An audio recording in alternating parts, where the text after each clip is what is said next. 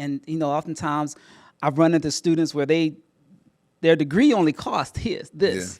But they took out this much. Sure, yeah. Because they could. Yeah. They didn't need it.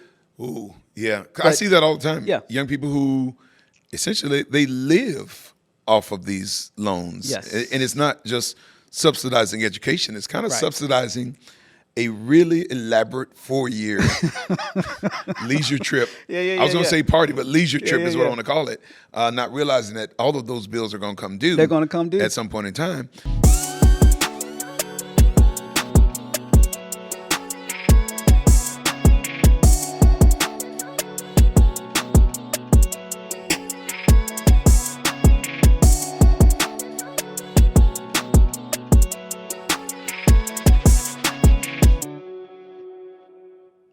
What's good, everybody? This is Pastor Debleaire Snell wanting to welcome you to the Weekend Exhale with BOL. I want you to know that tonight is a Covenant 28 night, and we're super elated about the things we're going to share with you this evening.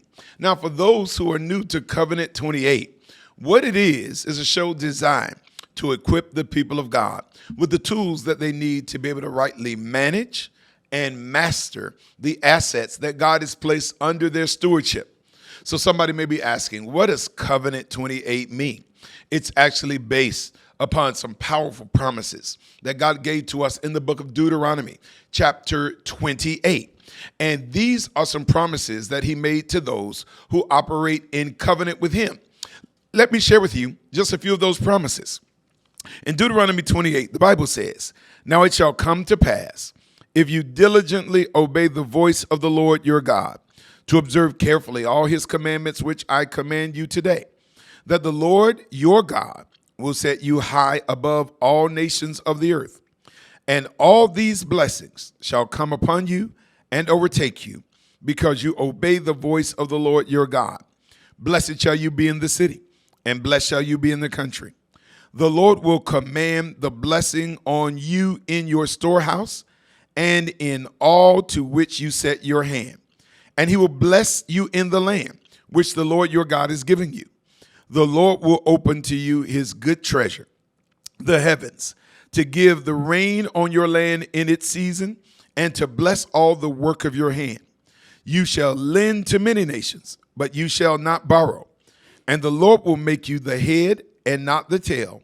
You shall be above only and not beneath, if you heed the commandments of the Lord your God, which I command to you today, and are careful to observe them." These are some amazing covenant promises to those who abide in him. And I need you to know that the Apostle Paul says that through faith, we are Abraham's seed and joint heirs in all of his promises. Now, so there are some of us that get a little anxious whenever we're talking about money. And I want to be clear that Covenant 28 is not designed to endorse the love of money, hoarding, or materialism.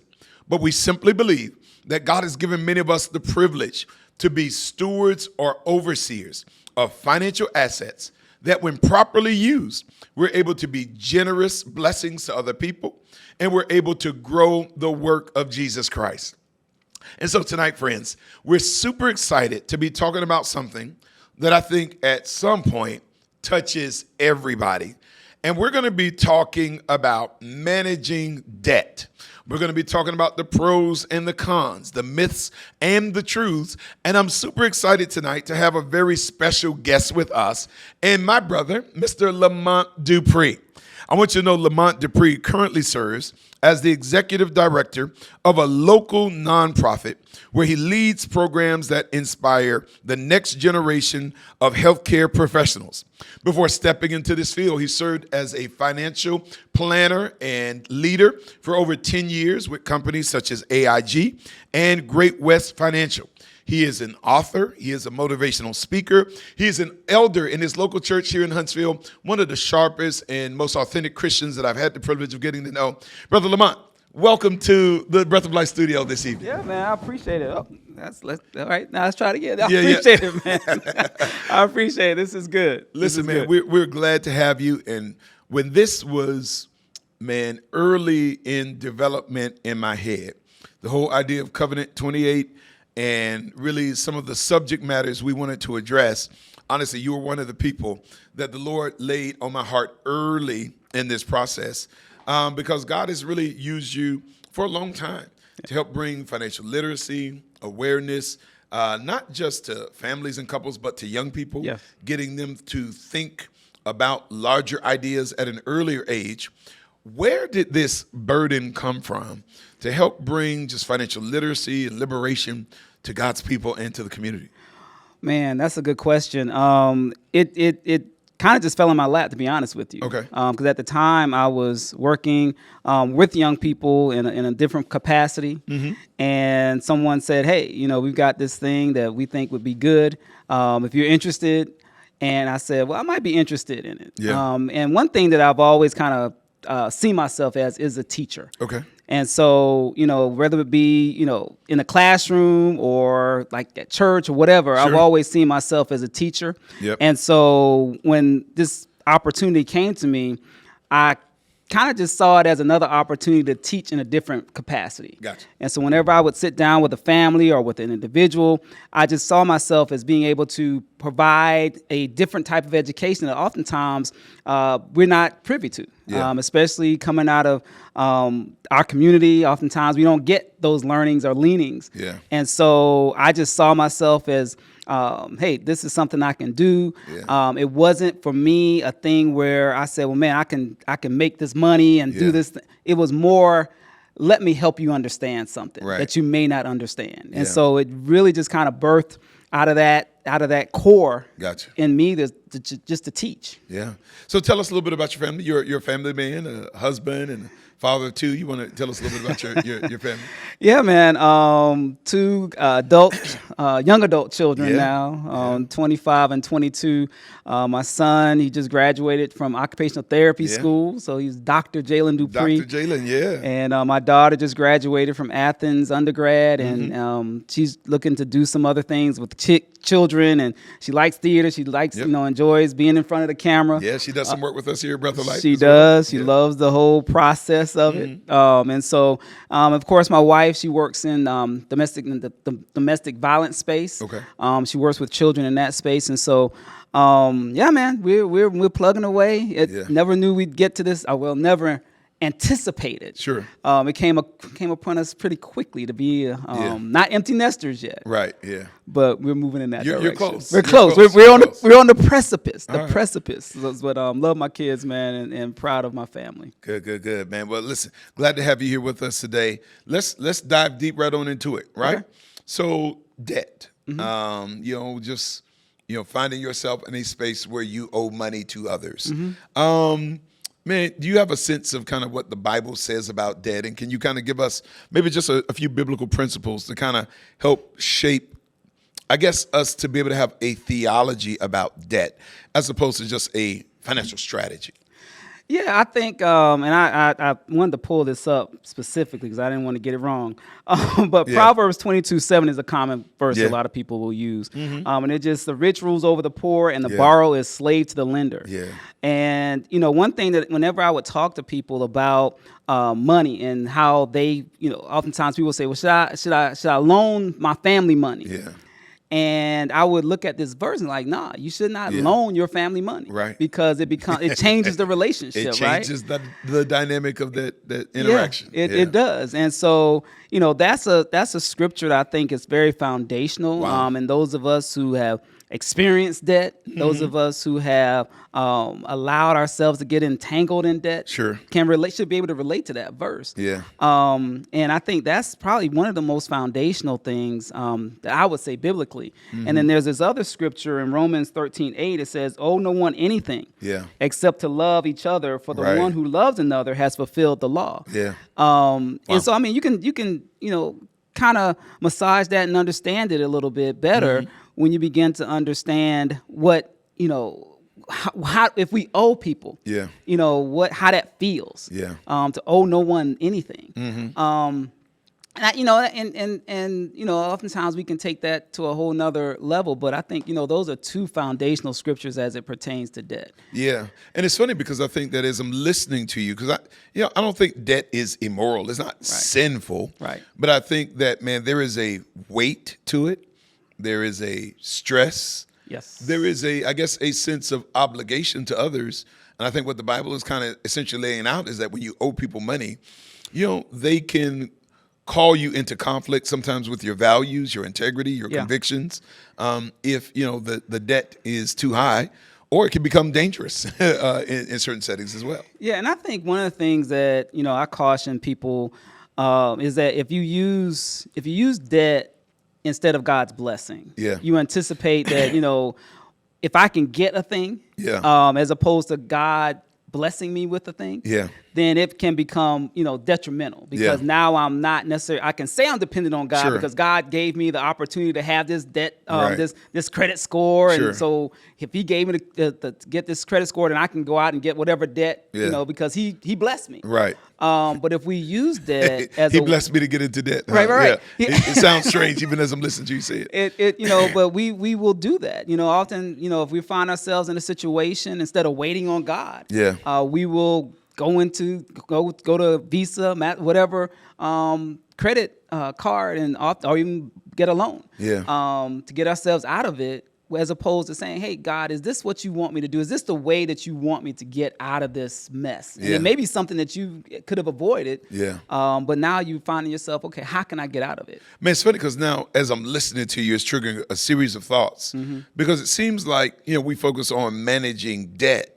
But it sounds like managing debt, part of that is managing ourselves. Yes. I mean, because I think what you just described was, I guess there's got to be a willingness to delay some gratification. Yes. And unwillingness to delay gratification will lead us perhaps to some unnecessary debt. Would you agree with that? Oh, yeah. I definitely would agree. I think we often, if we we want the brightest and best and newest and greatest.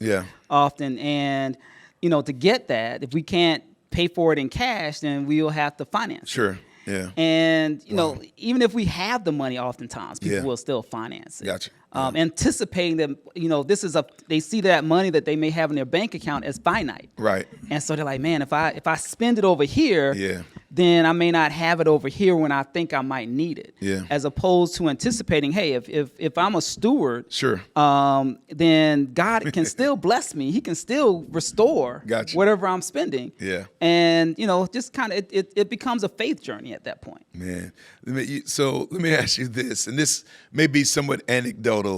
How much of our debt is necessary versus kind of really to keep up appearances, to maintain a certain facade or image? Do you feel like in your counseling or interactions with people, is that I guess I don't say all, but is that a meaningful portion of some of our debt? It is. It is. I remember I always tell this story about I had a physician, and her husband was in IT, kind of, and they had a pretty decent income. Especially this was a few years ago, and I was talking to them, and we were kind of walking through all their bills and debt, and just kind of helping them understand, putting a plan together for them. And I got to the point where we were like, okay, well, what do you have saved? And they had, nice car, they had a nice house, he had a nice motorcycle and boat, just all the things that doctor's lifestyle. But then when I asked them, how much do you have saved? They had less than $1,000. Whoa. They actually had saved in the bank. Wow. A lot of that was going, some of that was going to pay off some loans and that kind of thing. But there were other things, that they felt necessary to have in order to maintain whatever that appearance was. I think that's common. I think it's common. And I think, even on a lower scale, I talk about or look at young people to have the latest, iPhone. And they'll, finance it or whatever, because they want to have that thing because it's a status thing. And I think we have to be mindful of the messages that we as adults give off to young people as well, that you have to have this latest, greatest thing. I laugh at my son. And he is not the sneakerhead at all. Yeah. And I'm looking at him like, son, I think it's time, man. I Yeah. think it's okay. You can Right. get some new kicks. It's okay. He's working. He's a responsible young man, but Yeah. you can tell he's prioritizing different things. He does. Yeah. He does. And he's like, well, Dad, you all Yep. taught us. I see where he gets it from. Yeah. And yeah. I'm like, well, Yep. yeah, son, but I also think, it's okay not to, Yeah. you can still have some Right. decent stuff. Yeah. Don't go out there with, but he's gonna get me one for that. Yeah, But, he is, but yeah. nah, but I like. Hey, that. Jalen, I did not ask that question. He volunteered that. He volunteered it. I love you, son. You Yeah. all right? But no, I mean, so I think it's important to help us keep things in perspective, so that we can, just manage and try to stay away from debt as much as we can. It's unnecessary. Unnecessary. Yeah, because, and we've been talking about debt in fairly, negative terms. But I guess one of my questions is there a time where debt is necessary, Yeah. or is there such a thing that you would quantify as good debt? Good debt. Yeah. I think that's a good question. Things like education. Sure. There was no way. There's no way that some people are going to be able to get through medical school Yeah. without some level of debt. Sure. Purchasing a home. Oftentimes we're not paying cash for that. Yeah. For vehicles. And understand, you don't have to have a new vehicle. Right. If you can make a decision about certain things that you may need, Yeah. versus those things that you just want. Right. And so I think when you talk about education, we talk about a place to live, certain things that are just big ticket items that are necessities. Yeah. I think you can go into debt on those things. However, keeping in mind a strategy of how are you going to get out of it. Gotcha. Don't just go into it without Right. an exit plan. Sure. Instead of getting, if you need to get a 30-year, or can you do a 20-year? Can you do a 15-year? Can you have a 30-year but have a plan that you're going to pay extra? Yeah. When you're going into education, is that degree that you're getting going to be able to support Yeah. the debt that you're going to have once you finish? Sure. Is your income, is it worth it? Gotcha. And I think that's one thing that we have to be mindful of. I had a student, or a former student, that was, she had over $100,000 in debt. Right. And her job that she had was not Ooh. was not going to support that service of that debt. Yeah. And oftentimes I've run into students where their degree only cost this, but they took out this much. Sure. Yeah. Because they could. Yeah. They didn't need it. Ooh. Yeah. I see that all the time. Yeah. Young people who essentially they live off of these loans. Yes. And it's not just subsidizing education. It's kind of Right. subsidizing a really elaborate 4-year leisure trip. Yeah, I was going to yeah. say party, but leisure trip yeah, is what I yeah. want to call it. Not realizing that all of those bills are going to come due. They're gonna come due. At some point in time. Now, I do think that, as you identified certain things, a house or, I do think especially because, it's amazing. We put money into things, into clothes, garments. And so I do believe if you're going to invest in something, your education Right. is one of those things. I think for many people, it's the difference between being able to realize your life's vision or purpose versus just watching other people, realize theirs. And so I just think that if you were going to get indebted for something, it ought to be sowing into the purpose or the plan for which you've been created. Yeah. So so we talk about business. You may Yep. have to go into debt to Sure. get your Get it business off off the the ground. ground. Sure. But that's an investment. Yeah. I think education becomes an investment. Investment, yeah. Your home becomes an investment. Yeah. Because you're going to see some return. Yeah. Because it should appreciate. Yeah, yeah. And so it's more so an investment rather than just debt. Yeah, no, I remember, after I finished grad school, how you're able to postpone those loans to after grad school Yes. or, till you really start working. And I had to pay for them from, I guess it was about 24, 25 till I was about 38 or 39.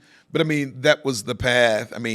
Of course, I could have been a lot more focused in high school and maybe had more scholarship, but that was the journey I took. Yeah. But, I'm able to realize and live out the calling that God placed upon my life. And so, I just think if you're going to do it, if you're going to buy a car, Right. if you're going to, purchase some jewelry, if you're going to finance some furniture, certainly you should, if that is something that will assist you in moving forward, I think it's okay. And I think one thing too is that as students, if you're in high school, you need to be focused on how am I going to pay for my education if that's my path. Yeah. I would also, one thing that's been a blessing to us is that my daughter, she attended community college the first couple of years, and that was something that was very affordable. Yep. She got a great education, excellent schooling, and so, but it was something that we could afford to just pay out of pocket pretty much for. And so, just be mindful. And I mean, I've seen other students do this. I've seen them where they've done dual enrollment. They've done, community college, and they've done the first 2 years pretty much debt free. Even coming out of high school, so I mean, there's a strategy that you can undertake. I love that. To kind of minimize your debt. Yeah. And so I think that becomes important, but that's something that you have to think about on the front end. That's not something you think about, oh man, I need to. Sure. But it's a good idea for parents and young people to be thinking about, even as they're preparing to matriculate, as they're going through high school even. Okay, so let me ask you this. There are various and sundry thoughts about credit cards. Some say you shouldn't have them at all. Some just say, you get them and you manage them a certain way, so on and so forth. What is your general thought? And, we're not asking you to give a principle that has to be the law of the Medes and the Persians, but what's your general counsel about just engaging with credit card debt? Do it with caution, because it can be detrimental, in the sense that if you get caught in that web, it becomes harder to get out. Gotcha. I used to be one that it was it was evil to have a credit card, but it's not necessarily evil in the sense that it's the devil's thing, right?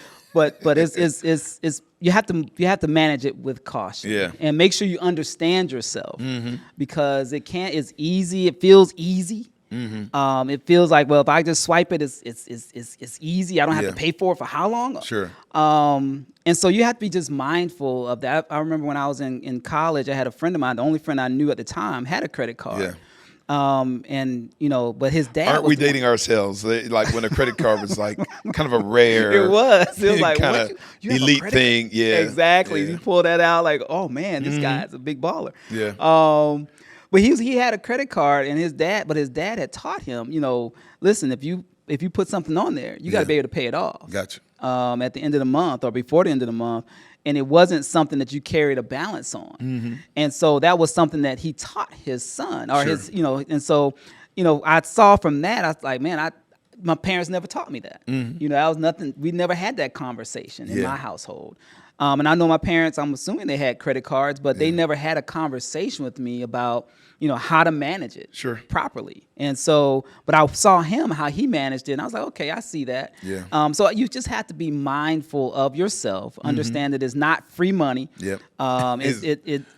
There's no free money. No, there's no such thing as free money. Nah, man. So you have to just be mindful of how you manage that. Recognize that oftentimes the interest on that is going to be, probably double what you could possibly get. Sure. So you just have to just understand how it works.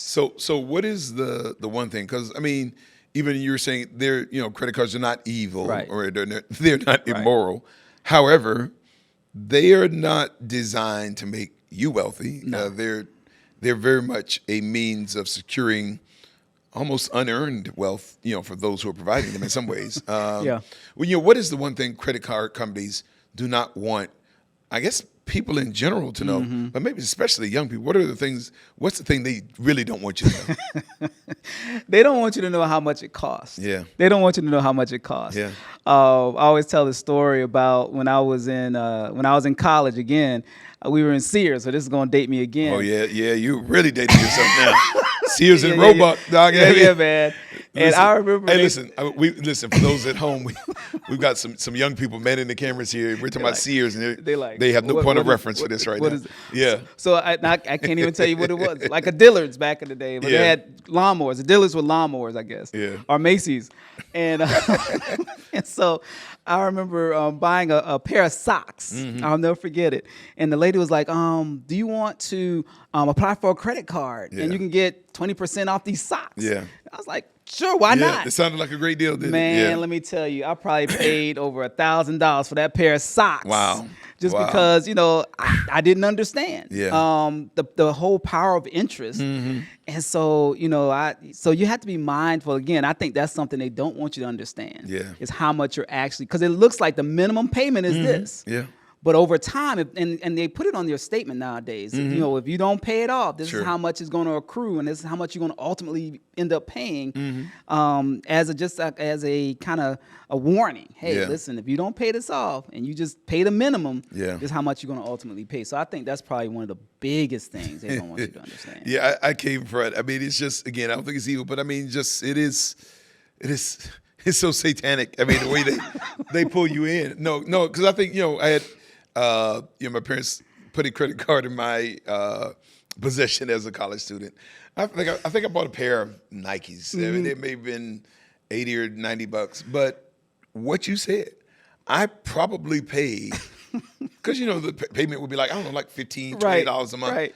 I probably paid $700 for that shoes. I mean, it was just like, what? I'm like, dude, like after 4 months, I'm thinking, you should be clear. Right. No, you're just going to keep paying. Because you're paying the interest. You're paying on the interest. You're not paying on the, and that's one thing as a young person, my parents never talked about principal interest versus, and so you're paying the interest. You don't get to the principal until years later. You actually start paying for that thing. So And it's the same thing on your home too. I mean, house, car, same thing. You're paying interest. You're paying $20 in interest, but $5 on the principal. And it doesn't. So it takes a minute for it to go away. And you're accruing interest on the principal, even as you're paying on the principal. And so you got to, it's an insidious process. One of the most painful things. It's funny. I remember, when my wife and I bought our first house in Kentucky. We would just make our monthly payment. And it wasn't until you start looking at an amortization schedule and you're looking at, like, especially the first few years you own your home. And let's just say, and I'm choosing a number, let's just say your mortgage is $1,000 a month. In those early front years, like $700 a month is going just to interest. And only maybe $300 or so is going to the actual loan. And it's just like staggering because, like, you're just so grateful to get this loan, and there's a sense of accomplishment, and you're thankful just to be able to meet the minimum requirement, not realizing that you're literally paying probably out of a 30-year loan, probably maybe 13 to 15 years of that is just the interest payments. It's just pretty astounding. It is, and so when when you learn, hey, okay, if you can pay a little extra, you can pay intentionally on the principal. And they say if you pay at least one payment out of the year and just one additional payment, it makes a difference. I heard one extra payment a year can shave like 6 years off your loan. I don't know the numbers, but I know it's substantial. Depending on what the interest rate is and all that stuff. And that it can be substantial. So I mean, again, that's having a plan. To say, okay, I'm gonna go into this. I'm gonna do this. But my plan is not to have this for the rest of my life. And I think even that mindset changes the way that you manage your debt and your money in general. Man, Dr. Dupree and Pastor Snell are having such a great time in this episode talking about debt. One thing I love about the concept of debt is that we serve a God who paid all our debts. And so because he paid the price, we owe it to ourselves, I should say, to live in this world in a way where we don't have any debt. So I want to make sure you're paying attention to the conversation, but we don't want you to enjoy it alone. So take some time, tag a friend, share the link, make sure that they know that the Weekend Exhale with BOL is happening. And this month, we're in Covenant 28. So we're excited about this conversation on debt. and the other conversations around finances that we'll have this month. But right now, let's get back to the conversation. So let me ask you this. What's your general thought process behind eliminating debt? Let's just say, okay, you're in it now. So, we're not going to beat you up. We all make mistakes and errors. And to a certain extent, all of us climb out in some way, shape, or form. That was my testimony. But you'll get there. Do you go from smallest debt, kind of knocking them out up to the largest debt?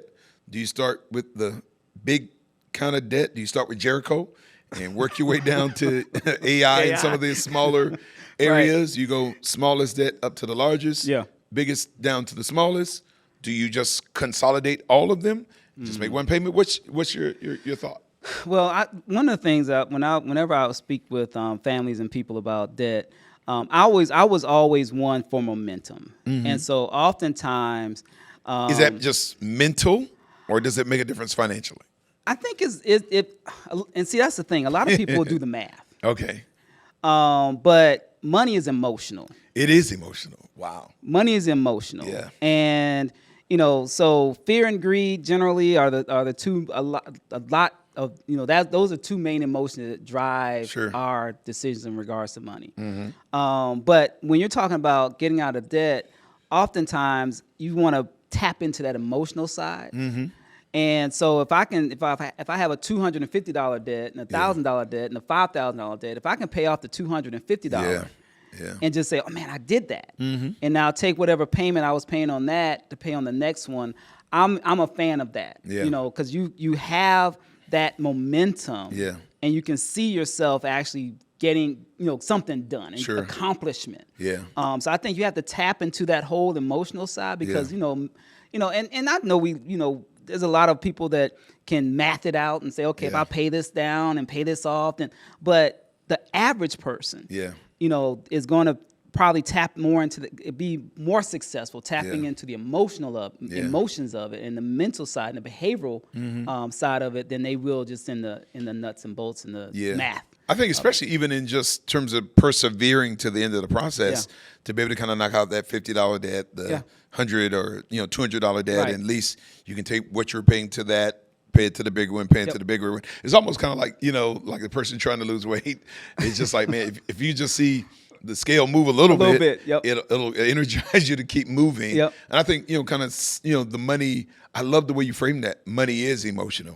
It's not just mathematical, especially when you begin that process. Because I think if that debt is too large, and you don't see any momentum, you may just say, you know what, let me just go and borrow something else. Let me just keep moving in the same direction. Because if you pay just the minimum, it's like, and the minimum is working for me, So.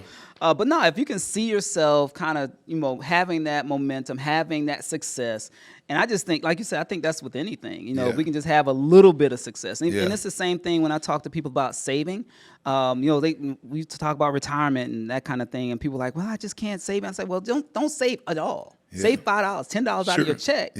And then you'll start seeing that thing grow, and it's the little incremental steps that are going to make a difference. And it's the same thing when you talk about paying off debt. So, sometimes, we may acquire debt, I guess, based on maybe events and occasions. Christmas, maybe an annual vacation, holidays, your homecoming weekend. Is there a better way to approach those types of situations versus kind of charging the travel or the gifts or whatever on their credit cards? Can you maybe lay out a formula to be able to manage those moments a little bit Let me better? tell you, man. I don't know if you know this. You may not. It's going to come as a surprise. Okay. Christmas is the same time every It's year. the same time every year? It's the same time every year, man. It's crazy. It's crazy. Right. But we always find ourselves, oh wow, it's Christmas again. And that becomes a big problem for a lot of people because they feel this. And I've had conversations around this where people just feel this need that I've got to give everybody something. Sure. So first of all, I want to release people. Listen, you don't have to give everybody everything. Say it again for those in the chat. That might be somebody's deliverance moment here tonight. You do not owe anybody anything. Yeah. You know, you don't have to give your nephews and your nieces and, Yeah. you know, the neighbor across the street just Yeah. because you don't have to do that. Yeah. You know, you can make a decision. Listen, this is not, you know, you don't have to feel obligated. Yeah. Because that's where we run into trouble, when we feel obligated, even for our children. Listen, my wife made sure my children had stuff. I mean, they had all kind of things every Christmas. But we never went into debt to do that. Yeah. You know, because oftentimes, and we understand kids, they care, but they don't care. Yeah. You know, Right. they just want stuff. They Sure. want something. Yep. But I think, you know, again, you have 12 months out of the year, for Sure. just as an example. You know, if you know, budget ahead of time. Say, okay, Yeah. we're going to spend X amount of dollars on Christmas. And, you know, whatever that number is, $1,000 or whatever. Yeah. So break that up and just save it. You know, Right. there's some banks and some institutions that will have a Christmas savings account. Sure, yeah. And you can just put a little bit away at a time. month, Break yeah. it down, you know. And the same thing for vacation. Mm-hmm. You know, you can, or, you know, a lot of times we get these refund checks from Sure. from our taxes and Yeah, say, that's okay, true. that money that I'm going to get from refund, Yeah. I'm going to put towards my vacation Yeah. or whatever it is. Those big ticket items, and just being intentional about it. Mm-hmm. You know, I think that's one thing that we have to be, is intentional. Oftentimes we just kind of let things happen to us. Sure. As opposed to making a decision. You know what? I'm going to Yeah. start saving for this vacation. But what I would say too is, if you have money saved, Yeah. just, you know, spend it on your vacation. Sure. Don't go, you know, because again, you don't want to be paying for that vacation, Yeah. you know, years down the line, like I Yeah. paid for my pair of black socks. Yeah. It's funny because you begin to despise the vacation when you're still Exactly. paying for it Exactly. after the vacation is And ended. now you have, Yeah. so the whole point of going on vacation was Yeah. to kind of de-stress and Yeah. kind of reconnect with family. Now Yeah. you're mad at your kids because they you know, Yeah. they wanted the Mickey Mouse ears Right, at the place. You're and still like, looking at it on the credit card statement. man, yeah. these Mickey Mouse ears come. Yeah. And so you want to be able to still love your kids, Right. enjoy the vacation, and not have the regret of, man, I spent all this. And again, if family is important, family taps into that place in our hearts and minds for where we really want to do for them, and that's fine. Yeah. But understand that you're still teaching life lessons to them. Yeah. That withholding of gratification can be a life lesson for Yeah. them. Helping them understand that happiness is not found in all the things under the tree. Yeah. That's a life lesson for It them. is, yeah. And so look at the bigger picture. Right. Look at the bigger picture. It's funny because even sociologists talk about how kids, you know, really wind up valuing experiences long term, Right. more than gifts or presents. Stuff. Yeah. And that's so. And you can make those, and the experience is not the place. The Yeah. experience is not the experience is being with you. Yeah. Hanging out, Yeah. enjoying the time. Yeah. At least that's what it used to be. I don't know, you know, new generation. It may be Yeah. something different now, but Yep. I want to believe that it's the same. Yeah, I mean, because at the end of the day, I mean, by the time you're an adult, do you remember what you got for Christmas when you were 7 or 8? But you remember the smell of Thanksgiving or the holidays. Yeah. You remember the pictures, the pajamas, the Yeah. experiences. Yeah. I mean, I think that's what makes the lasting impression. You may have one or two things, like a gift, Right. your first bike or some things, but Dirt I mean, duster, yeah. right. But that's just not dirt duster. No BMX there in South Carolina. No mongoose. I grew up in the time of the banana seat. Banana seat, That was my dirt duster, man. I got you, man. I got you. You know, so as we're getting ready to land this plane, I guess, are there some things that you could maybe point out to say, man, you know what? These are just some non-negotiables. These are some things you should never get in debt for. Like, I mean, are there any things where you can kind of say, you know, whether it's, I don't know, jewelry, furniture, clothes, like, are some things, I mean, I guess, and again, we're not trying Right. to, because everybody has their preferences, Right. their weaknesses, Right. and, you know, things where they invest money. But are there some things where you just say, listen, the return is so minimal or non-existent that it's just an unwise decision? Man, that's a good question. I think there's so many things that are material. Yeah. And we talk, you know, we kind of castigate material things. Yeah. But for those things that cannot be an investment. Yeah. You know, it's something for the immediate. You know, an impulsive thing. Yeah. Whether it be, you know, if you got a television at home that's, it's a 60-inch, but they came Yeah. out with a 72. Gotcha, I yeah. gotta have the 72. Right. No, Yeah. you have what you have more than you need. Oh, you stepping on some toes tonight. Yeah. Come on now. You have more than Yeah, what yeah. I mean, the average person doesn't have a television, Sure. worldwide when you look at it. Yeah. Those kind of things. The things that you wear. Yeah. If you already have, Sure. yeah, you don't have to have more. Yeah. Those things that you just feel like you have to have more. Yeah. And you already have, things that are going to be just adornment. And I'm not Yeah. talking about just jewelry. Yeah. I'm talking about things, perhaps it's for your car and you got to Sure. get some new rims, or Yeah. you got to have something on the house because Yeah. it's just, oftentimes people go into debt to decorate, Sure. things and Decor. put, yeah. So, those adorning things, Yeah. God talks about, adornment and letting that be an inward, having an inward yeah. spirit, let that be the adorning. Sure. So those things that we're looking at just to have the show. Yeah. Yeah, I think those kind of things should be non-negotiable. Yeah. And it's funny because I do think that a part of, I guess, meaningful self-management is having clarity about the difference between a need and a want. Yeah. Because I think what happens is when we are out of control, we'll elevate want to the level of need Yeah. to justify an expenditure or, kind of putting things in debt.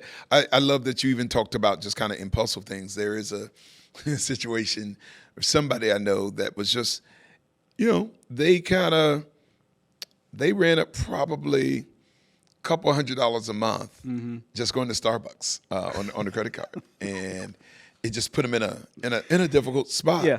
And I'm just kind of like, coffee, you know what I'm saying? Like, Right. I mean, now coffee is a need for some Right, people. and I some mean, people it may it's- feel like a need, but I just think that I guess when we think about it, the things that we say we can't do, Right. like a couple $100 a month at any restaurant, that's your vacation. Yeah. That may be the Yeah. Christmas that you're trying to save Yeah. up, or preparing for that day when that washer is going to go out without RSVPing or any notice. So I just Yeah. think it's about maybe looking at it from a larger perspective as opposed to just in the context of that, just gratifying that immediate desire. One thing that I tell people when we're doing a budget, I'll say, there's need clothing Yeah. and there's want clothing. Gotcha. And we need clothes, right? I mean, everybody needs clothes. I mean, clothes wear out, shoes wear out.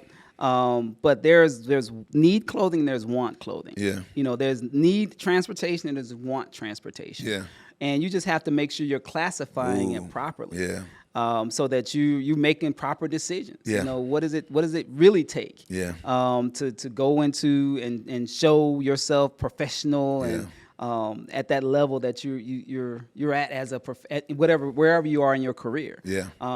What does it really take? And I think like you said, I think it goes to that self-management and just Yeah. kind of being honest with it. Yeah. And if it's something that you just cannot do, put it in your budget Yeah. as opposed to trying to finance it. Finance, Just okay. just find a way that if you need to, like you said, if Starbucks is your thing, Yeah. have it. Yeah. But cut out whatever this Something- other thing is over sure, here yeah. so that you can afford that. Yeah.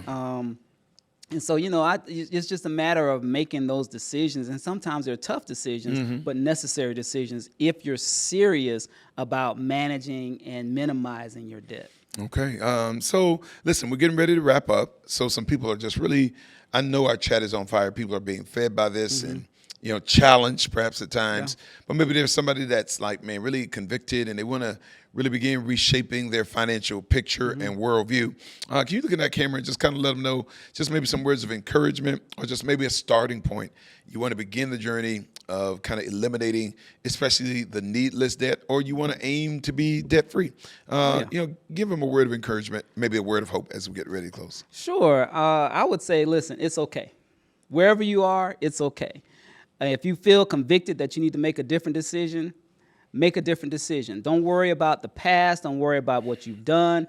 Don't let fear be the thing that drives you to not make a decision. Yeah. Let it be the desire to make right decisions from this point forward be the thing. And understanding that God has a purpose, for the resources that he gives you. And as a steward, we have a responsibility to manage his resources well. And so, debt is not an evil thing. It's just something that we have, it's a part of where we are. And if you're there, make a decision that you want to honor God with your resources. Challenge him, say, Lord, how do you see me now being able to get out of this situation?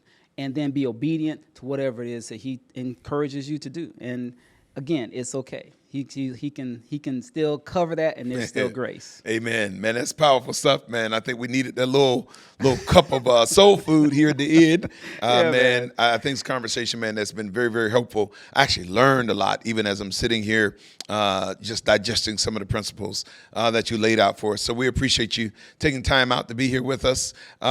If somebody wanted to connect with you or get some additional insight, resources, counsel, is there a way, social media handle, website where people can connect with you? Sure. You can connect with me via my personal email address, lamont.dupri@gmail.com. I'm also on social media on Facebook. You can find me there. There's a couple of places I'm listed on there. Do you have a particular social media handle, or is just your name, Lamont Dupree? It's Lamont Dupree, okay. And then Go Do Your Something, which is my book, and that's my professional handle as well. So, all right.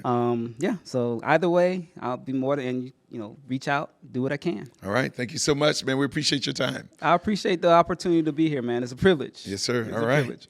Well, listen, man, I know that this conversation has fed me, and I am praying that it fed you. So if it's been a blessing, do me just a quick favor. If you could be a digital disciple, be an Apple apostle, be an electronic evangelist, even if you still have the Android anointing, you can still help. So just go ahead and copy that link there on YouTube. Send it to 4, 5, 6 people. Maybe you got some young people, grandchildren that will benefit from what is being shared, or maybe you got a grandparent that'll benefit from what is being shared. Make sure you send that to them, that they might be blessed as well. Our hope in prayer is that you don't have a sense that our goal is just to kind of, help you get loaded down with things, but to really gain clarity about what the true financial value should be for a kingdom citizen like myself, or for you. So I'm praying that you go back, rewatch, re-listen, take notes, and then we also want you to take action on the things that you have been able to receive. And so listen, we're about to get ready to sign off. I want you to stay by. There's some other information you're going to receive after we close. And I look forward to seeing you next week right here at the Weekend Exhale with BOL. God bless.